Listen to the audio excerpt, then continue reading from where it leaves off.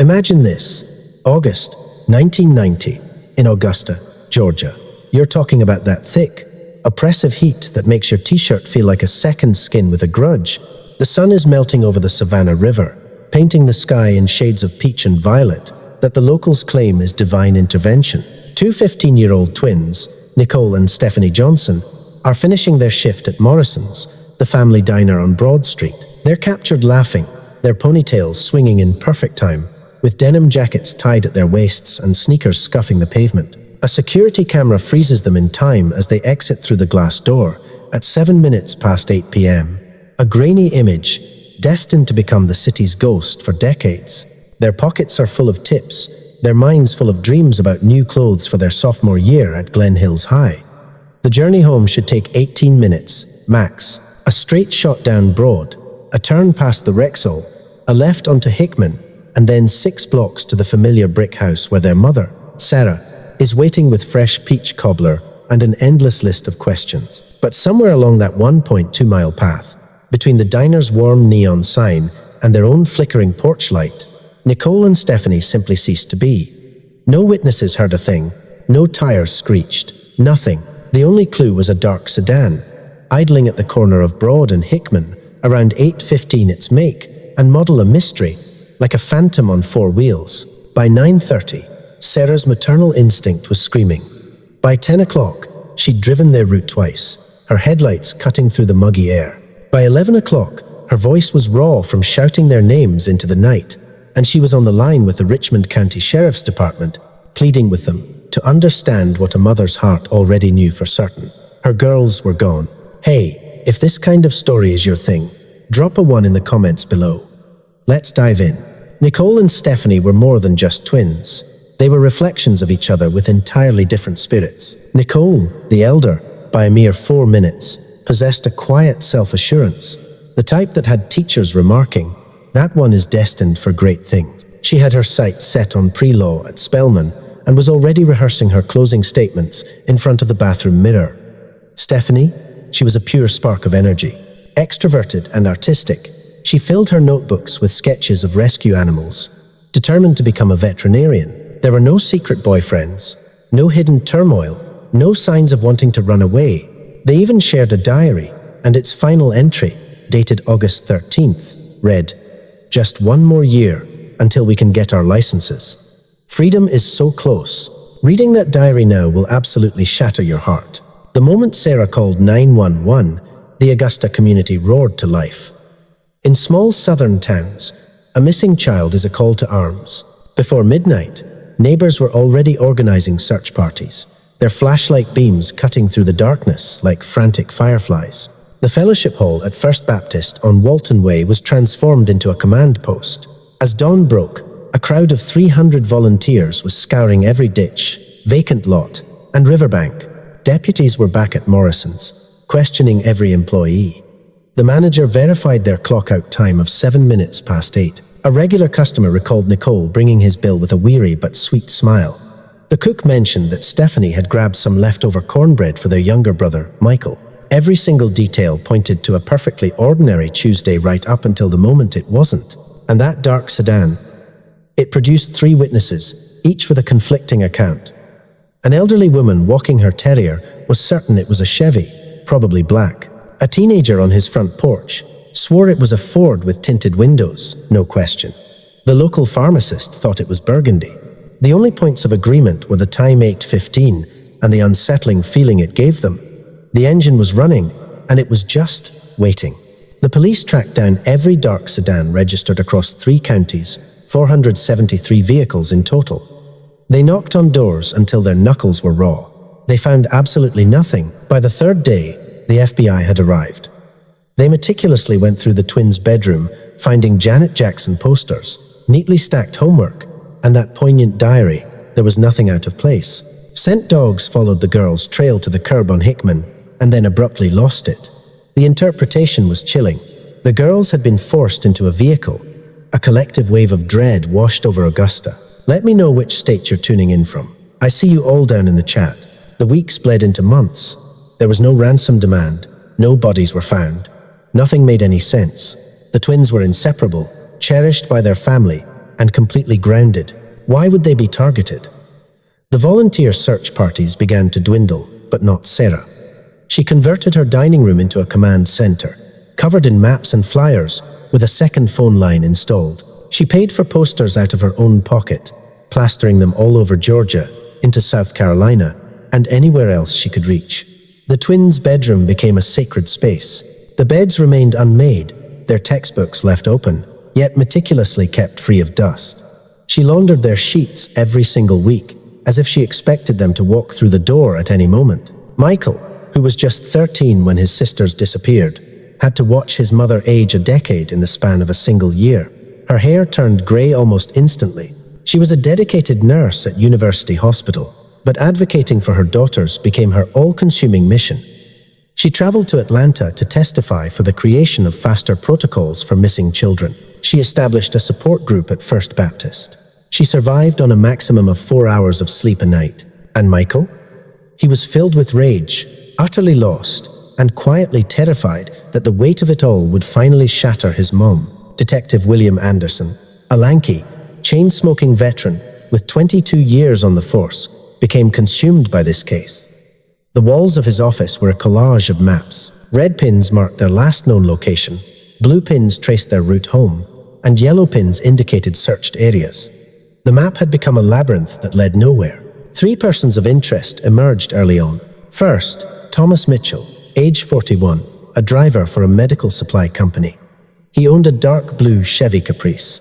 His delivery logs placed him in the vicinity, but his landlady believed he had returned home around 8 o'clock. He had no prior record and no apparent connection to the girls. He was cleared. Second, Christopher Williams, age 28, a construction foreman. He drove a black Ford Taurus and had been seen near Morrison's. He had a history of domestic violence, a 1988 arrest, where charges were dropped after his girlfriend recanted. He had no verifiable alibi. A polygraph test proved inconclusive.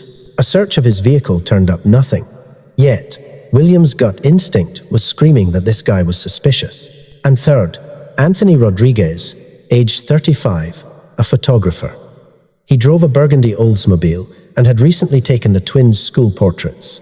He had kept extra proofs of their photos, which he claimed was standard practice. He was alone in his darkroom on the night they vanished. His polygraph results were questionable. A search of his studio revealed nothing incriminating, only an unsettling atmosphere. All 3 men were released. Suspicion isn't the same as evidence, a fact that William knew all too well. The sheer frustration of it all was eating him alive. By 1993, the case had officially gone cold. The files were packed into boxes and relegated to the courthouse basement, where they began to gather dust. Augusta, for the most part, moved on. Morrison's diner closed its doors in '95, eventually replaced by a CVS. New families moved on to Hickman Road, people who had never even heard the names Nicole and Stephanie. But not Sarah. Every month, she would circle August 14th in red on her calendar. The candlelight vigils, once attended by hundreds, shrank to dozens, and then to just a handful of the most faithful supporters. Michael graduated from Glen Hills in '95 and earned a scholarship to Georgia Southern. He tried desperately to outrun the shadow of his family's tragedy. He couldn't. He earned a degree in criminal justice and joined the Richmond County Sheriff's Department in the year 2000. Everyone understood his motivation. Some feared the case would end up consuming him, too. Go ahead and hit that subscribe button if you want to hear more stories like this one. Let's keep this going. The years dragged on. DNA technology was revolutionizing law enforcement nationwide, but for the Johnson case, it was useless.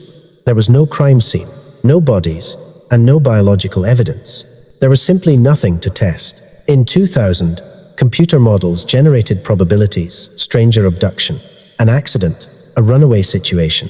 It was all meaningless without any physical evidence. Thomas Mitchell died in a car accident in 2003. Anthony Rodriguez relocated to Florida in 2010. Christopher Williams served time for an unrelated assault in '07. Life continued. Sarah's health began to fail. She battled diabetes, heart problems, and the crushing weight of stress. By 2020, she was 71 years old, frail in body but as fierce as ever in spirit. The 30th anniversary vigil was a small affair, diminished by the COVID pandemic to just family, and a few dedicated supporters. She addressed the small crowd from her wheelchair, her voice trembling as she said, "Somebody out there knows something, and I'm still here, asking." Michael, now Detective Michael Johnson, was at the helm of the cold case unit that he had practically willed into existence. He was chasing the same dead ends, haunted by the same ghosts. Hit that like button if this story has you captivated. I know it's a heavy one. It was November of 2023. Augusta was experiencing a false spring, unseasonably warm, a little strange and unsettling. Deputy Amanda Martinez, just 26 years old, received the kind of call that no officer ever wants. A report of possible human remains discovered at an old warehouse on Industrial Boulevard. A demolition crew had been preparing the site for a new project. She went in expecting to find animal bones, or perhaps a forgotten, unmarked cemetery. She was wrong. The crew's foreman, Kevin Walsh, was pale as a ghost, pointing a shaky finger at a shattered slab of concrete. Beneath it lay two small skeletons, resting side by side. There were scraps of denim, threads of cotton, and the unmistakable red Georgia clay. And then there were two tarnished silver heart necklaces, one with a slightly longer chain. The inscriptions were clear. Nicole, June 6th, 1975. Stephanie, June 6th, 1975. They were birthday presents from Sarah from 1989. Amanda immediately secured the scene. Backup units swarmed the location, followed by the medical examiner and anthropologists from the GBI. Michael got the call while sitting in his office. The detail about the necklaces felt like a physical blow. He called Sarah a 32-second conversation that was mostly filled with silence and choked sobs. Then he was flying across town, racing to a warehouse he had driven past 1,000 times without a second thought. The site excavation became a meticulous archaeological dig. Building permits revealed an emergency concrete pour had taken place in August of 1990. The contractor had gone out of business in 97, and the foreman who had overseen that pour, his name was Christopher Williams. Michael's entire world shifted on its axis.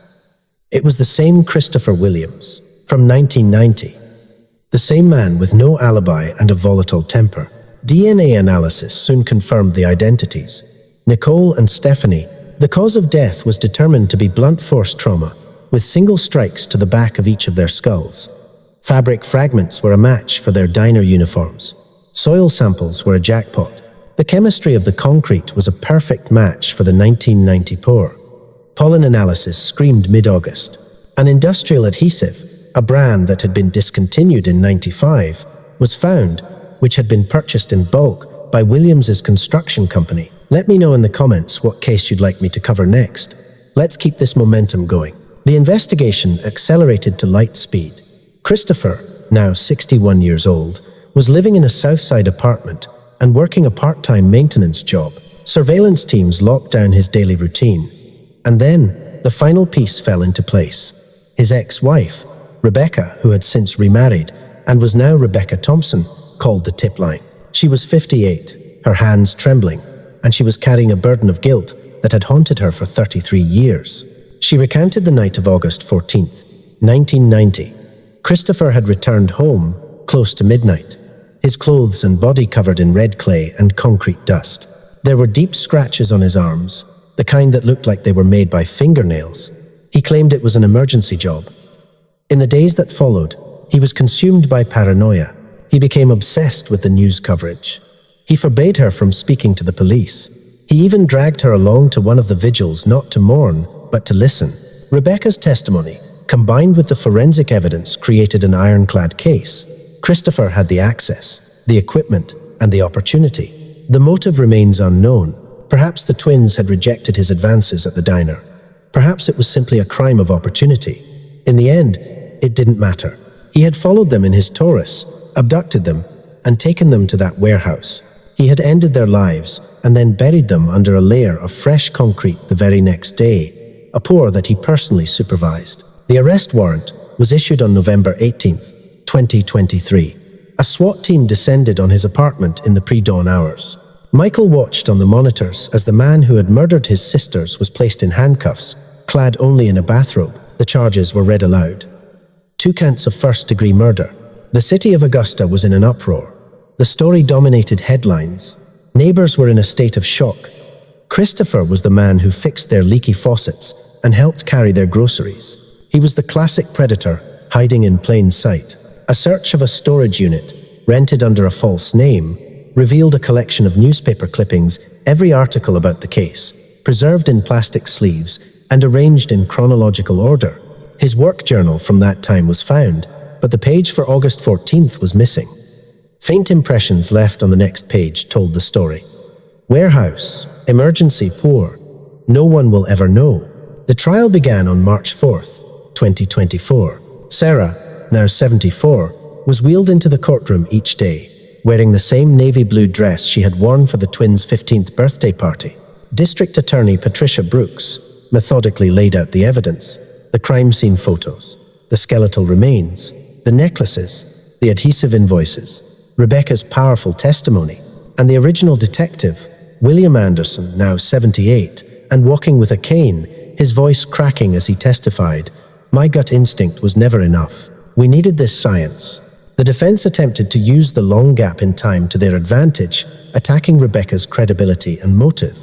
She met their challenge head-on, her voice firm. "I was terrified back then. I am telling the truth now." Michael takes the stand to deliver the victim impact statement. His voice cracks just once, as he says, 33 years of hoping and dreading. Justice won't bring them home, but it finally declares that their lives mattered. The jury deliberates for just 7 hours. The verdict comes back, guilty, on both counts.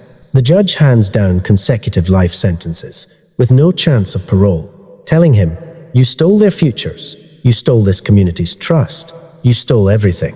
May you rot while you contemplate that." Sarah holds on long enough to see justice served, passing away peacefully in June of 2024.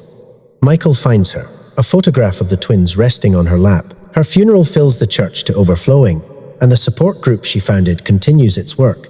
The lot where the warehouse stood is transformed into a memorial park. A granite monument now stands there, etched with the words, "Gone but never forgotten, found but never replaced." Trees, sponsored by the families of other missing persons, grow where the concrete once stood. Michael now lectures across the state, his message simple: persistence plus technology equals justice. Christopher dies in prison from a heart attack in November of 2025. When Michael hears the news, he feels a profound nothing.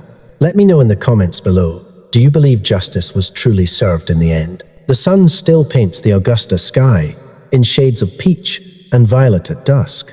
But the city is different now, knowing that truth can be hidden for 33 years under concrete, but it can't stay buried forever. Nicole and Stephanie remain 15 years old in photographs, but their legacy is alive. It's in every cold case that gets a second look, every family that refuses to give up hope, and every kid who walks home a little safer because their story was remembered. While some details have been dramatized and names changed to protect the privacy of those involved, this story is rooted in real events that sent shockwaves through an entire community. If you know someone who lives for true crime stories, share this video with them. And I want to hear from you. What case should we investigate next? For 33 years, the warehouse on Industrial Boulevard was just a forgotten landmark in Augusta's industrial sector. Rust bled down its metal siding, windows were opaque with decades of filth, and weeds forced their way through cracked asphalt. Christopher Williams poured that concrete floor himself on August 15th, 1990, dismissing it as an emergency repair. No one questioned him. No one gave a second thought to the foreman staying late, long after his crew had clocked out. The concrete set flawlessly, a smooth, level surface, hiding the darkest of secrets beneath 8 inches of industrial-grade cement. Michael Johnson stood at the perimeter of the excavation, a silent observer as forensic technicians worked with delicate brushes and tiny tools, as if they were unearthing ancient relics. And in a way, they were. His sisters were frozen in time down there, forever 15, while the world above them had spun on for decades.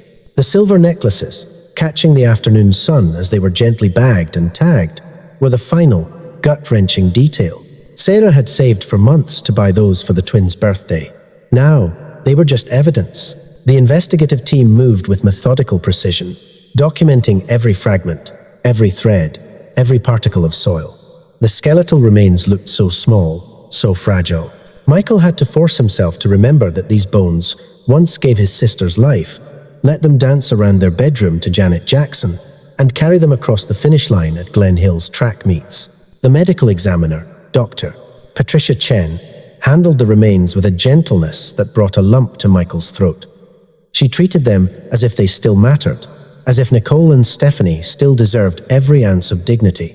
Type the number 2 in the comments if you even suspected that twist. I know some of you out there are sharp as a tack.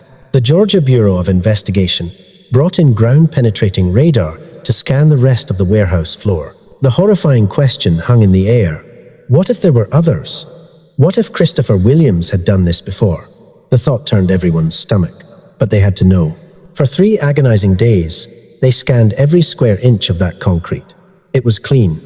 Just Nicole and Stephanie. A small mercy, but one Michael desperately clung to. In the meantime, the investigation into Christopher Williams went into overdrive. Detectives began to dismantle his life, piece by painstaking piece. Born in Augusta, 1962, a dropout from Richmond Academy in his junior year, he'd bounced through a string of construction jobs, clawing his way up to foreman by the age of 25. He married Rebecca in 1987, and they divorced in 1992, just 2 years after the girls vanished. No children.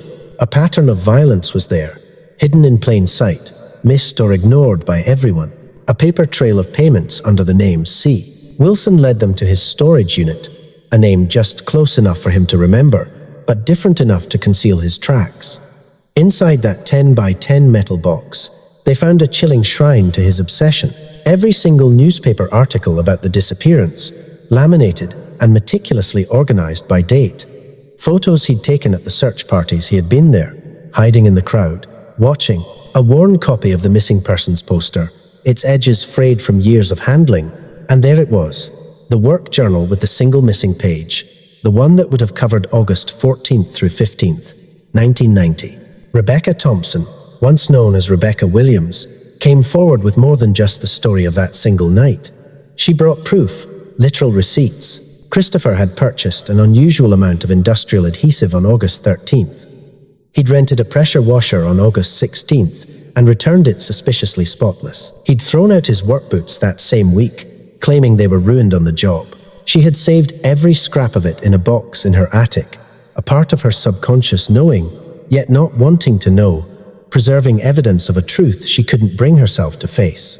I was 28 years old and terrified, Rebecca confessed to investigators, her hands trembling as she passed them the box.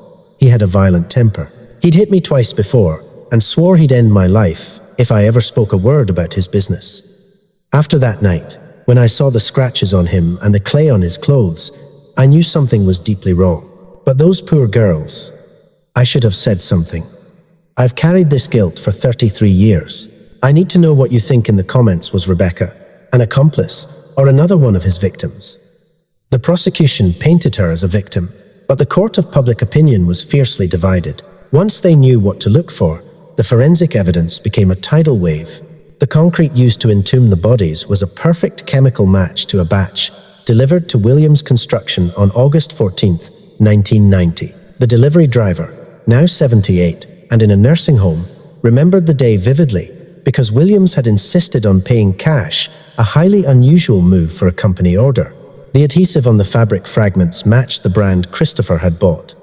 Even the red clay found on the bones was a direct match to soil samples from a specific site where his crew had been working that very week. But the undeniable smoking gun came from the bones themselves. Dr. Chen's meticulous analysis uncovered a critical detail.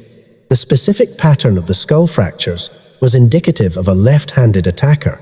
Christopher Williams was left-handed.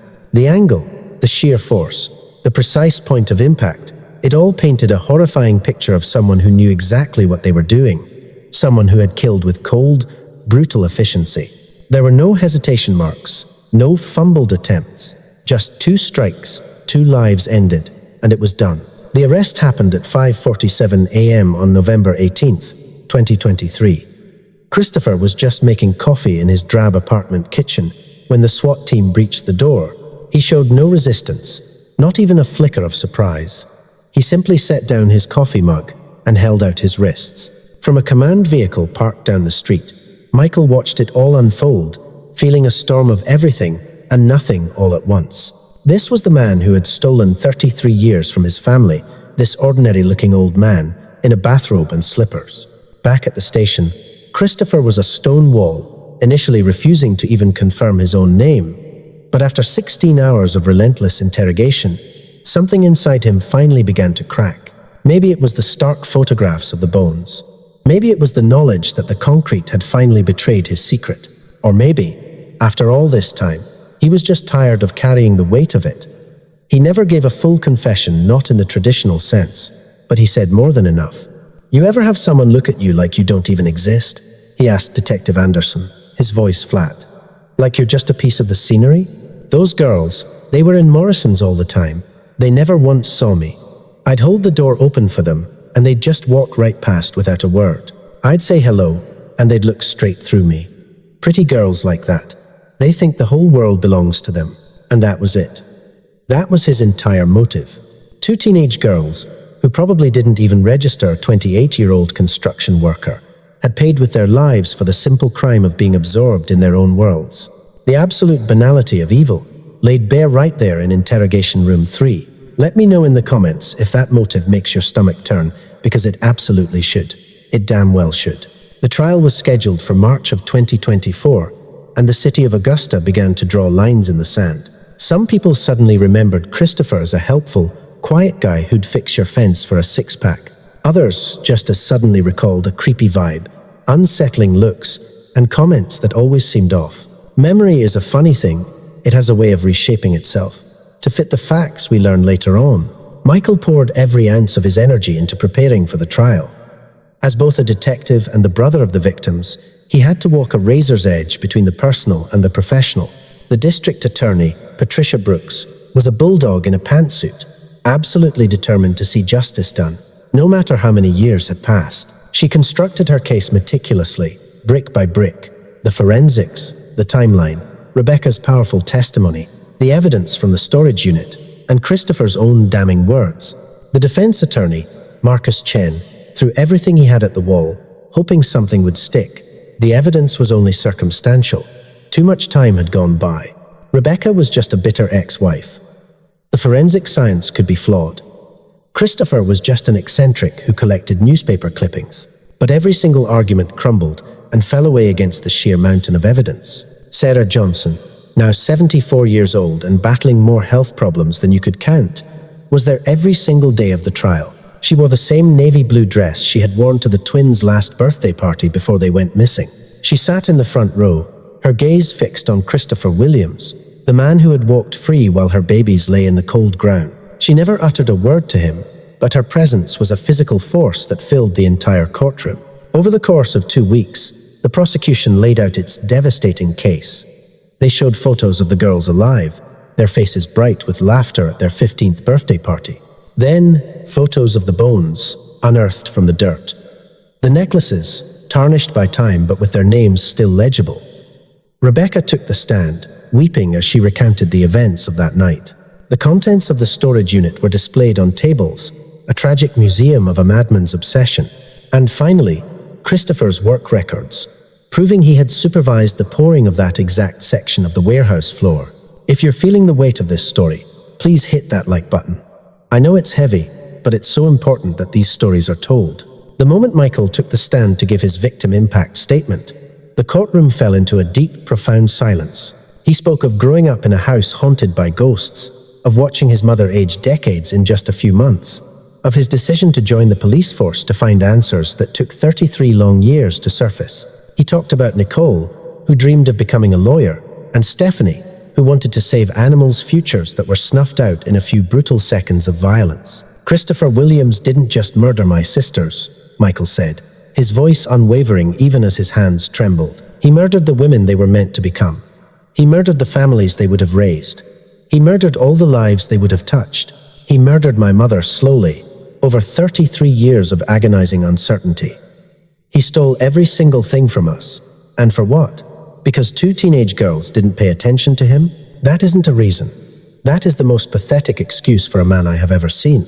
The defense mounted a 3-day effort that ultimately led nowhere. Witnesses painted Christopher as quiet, not violent, while his attorney hammered on the circumstantial nature of the evidence, arguing that proximity doesn't equal guilt and collecting news clippings isn't a crime. As for Christopher, he remained silent, never taking the stand, a calculated move by his lawyer, who knew better than to let him open his mouth. In her closing argument, Patricia Brooks raised the two necklaces, still sealed in their evidence bags, for all to see. Nicole and Stephanie Johnson were real girls with real dreams, she declared. They were daughters, sisters, friends. Their futures were vast, bright, and filled with limitless possibility. Christopher Williams stole all of that, burying it beneath a slab of concrete, convinced his secret was safe forever. But truth has a funny way of rising to the surface. Justice can be delayed, but it will not be denied. For 7 agonizing hours, the jury weighed the evidence. Outside, Michael paced the hallway relentlessly. Sarah sought solace in the courthouse chapel, and what felt like half of Augusta was glued to their phones, awaiting news. Then, the wait was over. The foreman's voice cut through the tension, clear and unwavering. Guilty. On count 1, guilty. On count 2, guilty. Christopher Williams's face remained a stone-cold mask, showing not a flicker of emotion. In stark contrast, Sarah crumpled into Michael's arms, the sobs she'd held back since the discovery of the bodies, finally breaking free. The courtroom exploded in a wave of raw emotion, cheers mixed with tears, as the crushing weight of 33 long years at last began to lift. I want to hear from you in the comments. Do you believe justice was truly achieved here? Can it ever be, after so much time has passed?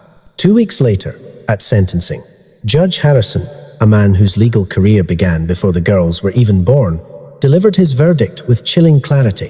Mr. Williams, he said, you perpetrated the ultimate evil against 2 innocent children.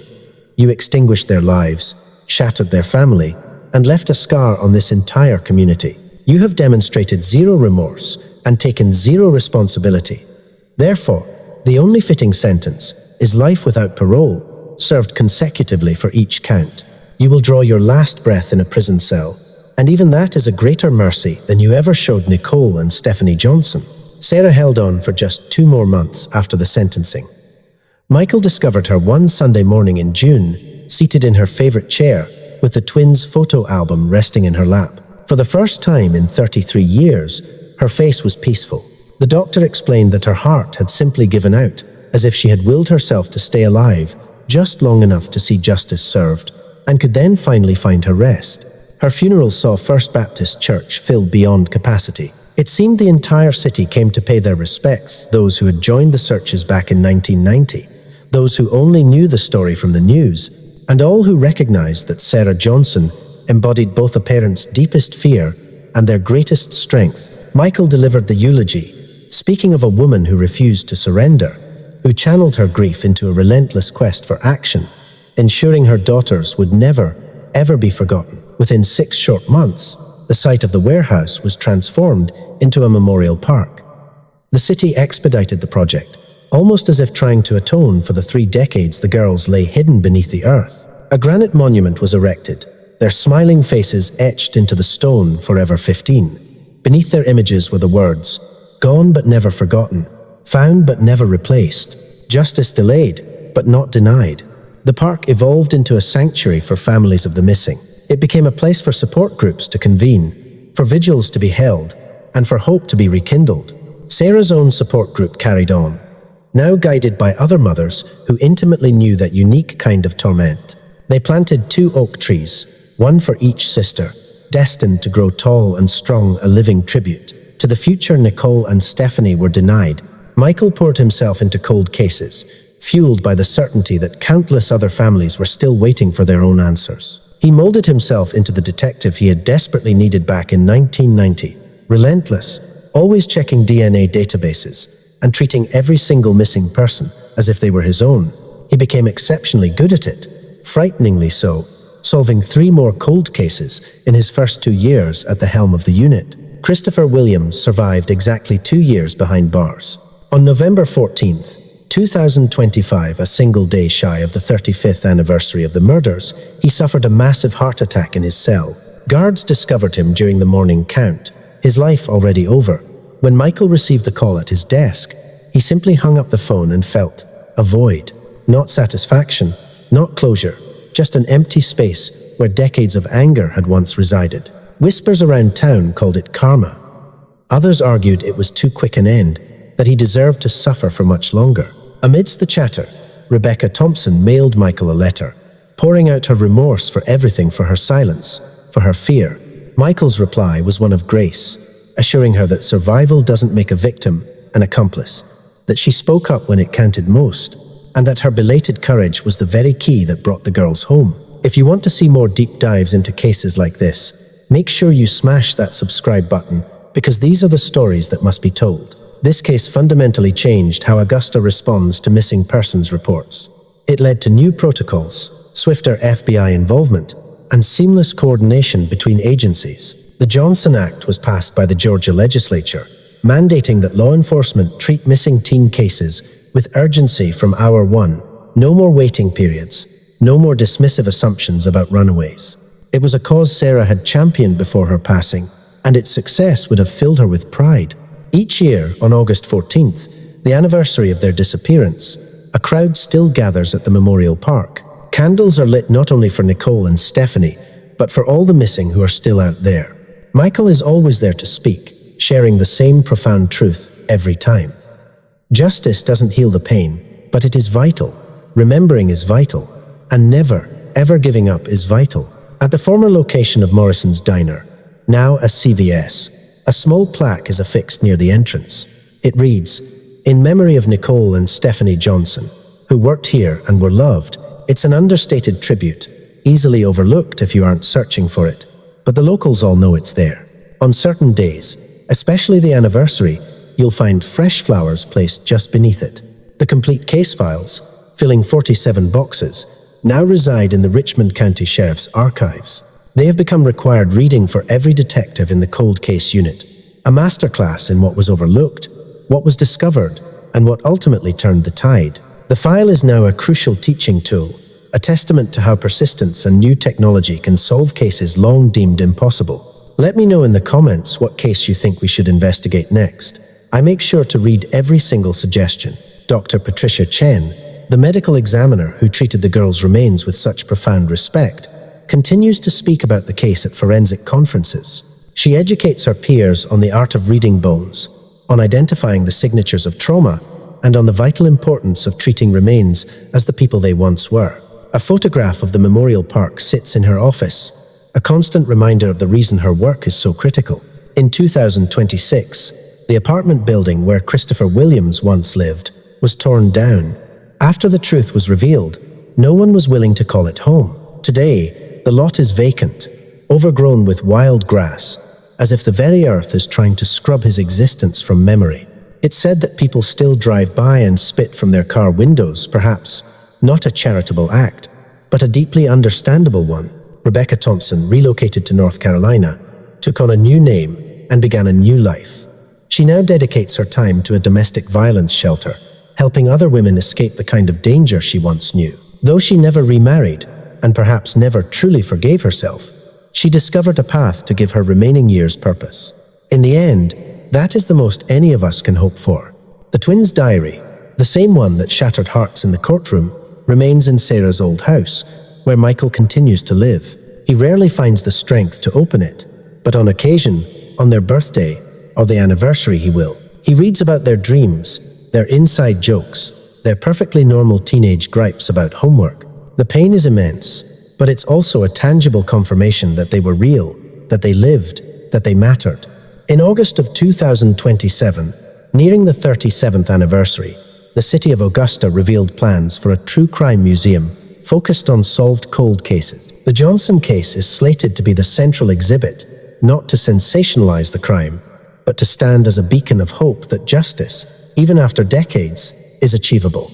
Michael has consented to donate several items, photos of the girls, vibrant and happy, Sarah's tireless search materials, and the original missing persons poster, so their story can empower other families to never give up. What are your thoughts on a memorial like this? Do you feel it's appropriate?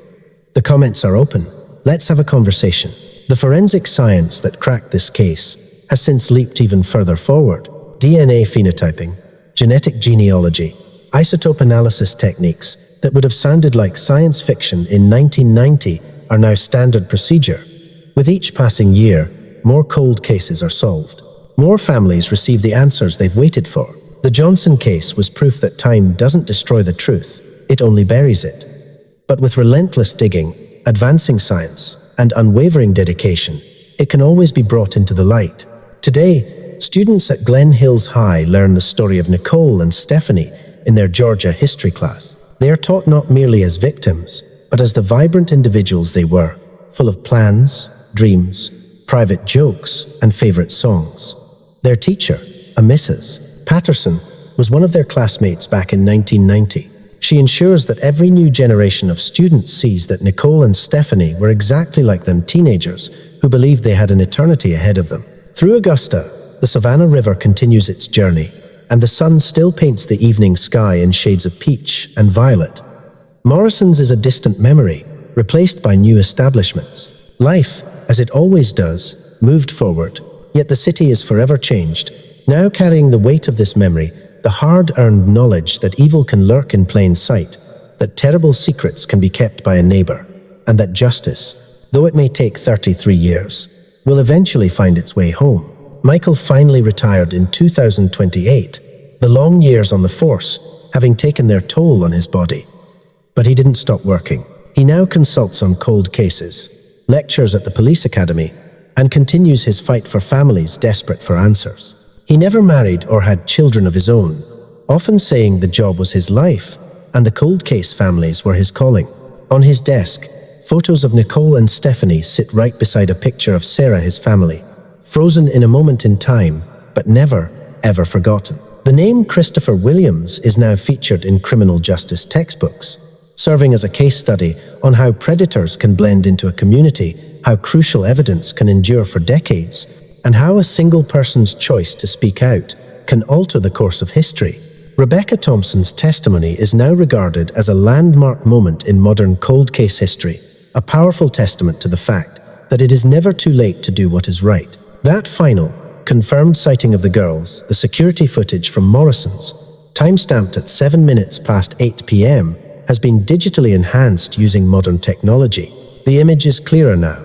You can see Nicole fixing her ponytail and Stephanie laughing, both looking completely untroubled, without a single worry in the world.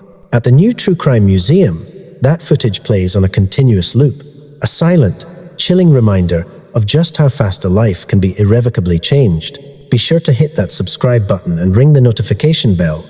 We release new case files every week, and you won't want to miss a single one. When local news spoke with Michael on the 5th anniversary of the discovery, they asked if he'd finally found closure. He paused, considering the word, before replying, "Closure isn't the right term. You never close a chapter on losing family this way. But there is a kind of resolution, knowing the facts, knowing the man responsible, and knowing he faced a reckoning that provides something solid. My mom passed away knowing the truth. That's what matters. The girls were brought home, given a proper burial, and mourned with dignity. That's what matters. It isn't closure, but it is enough. The undeniable truth is that cases of this magnitude irrevocably alter every life they touch. The investigators who carry the weight, the families who endure the nightmare, and the communities that witness the tragedy. Augusta is not the same city it was in 1990, and that is in part a direct result of what was stolen from Nicole and Stephanie Johnson. Their disappearance introduced the city to a new kind of fear. Their discovery taught it the power of persistence. The trial reinforced its belief in justice. And their memory serves as a constant lesson on the value of every child walking home from school, every teenager at an after-school job, every single person who has the right to make it home safely. Not every story is meant to have a happy ending, and this is certainly one of them. There can be no happiness in an ending where two 15-year-old girls lay buried beneath concrete for 33 years. But there can be justice, there can be truth, there can be a community that is forced to learn, to grow, and to ensure such a thing never happens on its watch again. And there can be families who, despite the searing pain of knowing, find a measure of peace in the truth. If there is a lesson to be found in the wreckage, it is this: truth matters, especially when it's ugly. Justice matters, especially when it's delayed. Remembrance matters, especially when it hurts. And every single missing person deserves the unwavering dedication shown by Sarah Johnson, the relentless persistence of Michael Johnson, and the profound courage Rebecca Thompson ultimately summoned. Nicole and Stephanie Johnson were denied the chance to grow up, to chase their dreams of becoming a lawyer and a veterinarian. Yet, their legacy is forged in every cold case that is pulled from a dusty shelf, in every family that refuses to surrender hope, and in every investigator who relentlessly pushes for the one answer that will break the silence. They matter. They mattered then, they matter now, and they will always matter, for as long as Augusta speaks their names.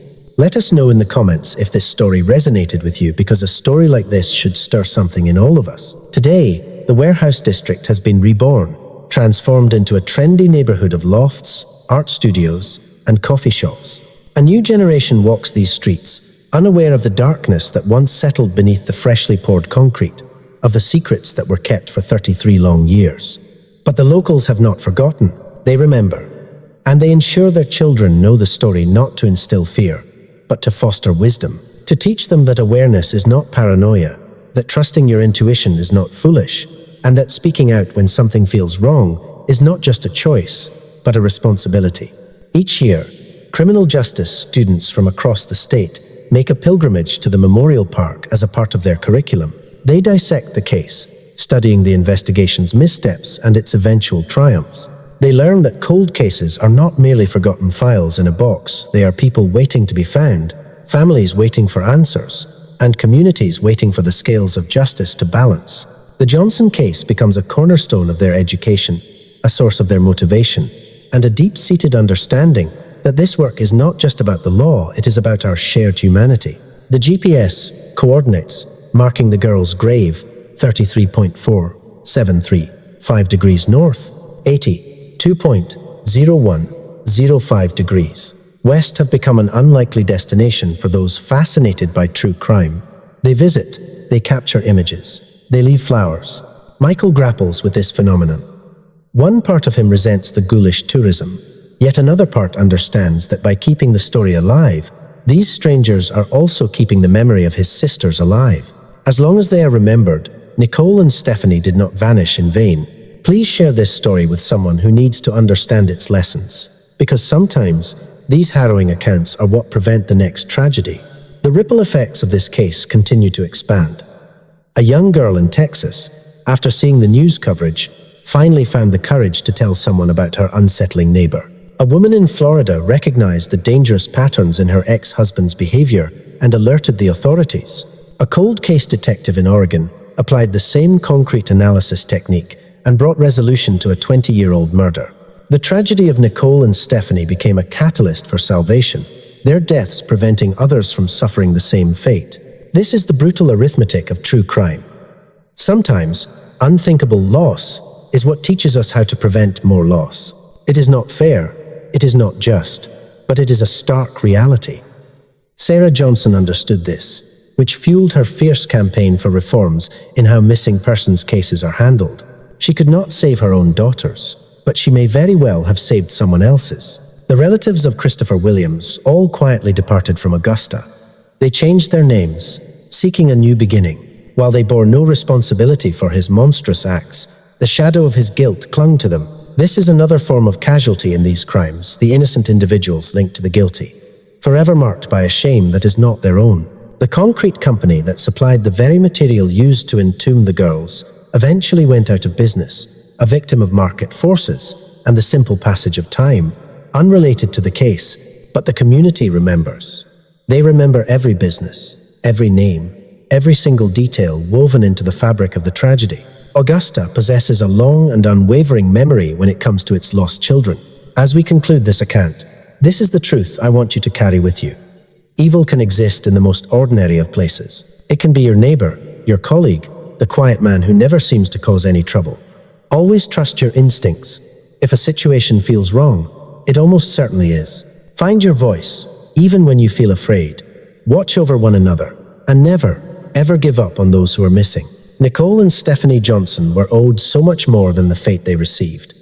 They were owed a lifetime of growing up, of pursuing their passions, of becoming the brilliant women they were always meant to be. That chance was stolen from them.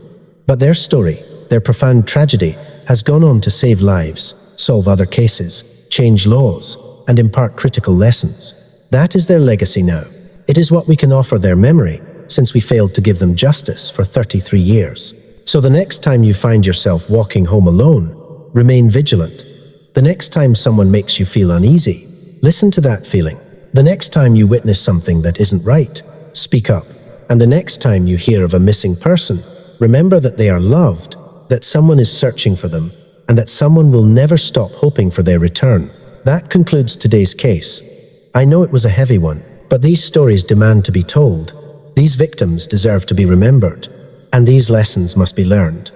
Please leave a comment to let me know which case you'd like me to explore next. Like and subscribe if you value these deep dives into the cases that have forever shaped our communities. Share this story. Its message is important. Until we meet again, please stay safe out there. Trust your intuition. Look out for one another. And always remember, justice may travel a long road, but it will arrive. Be safe.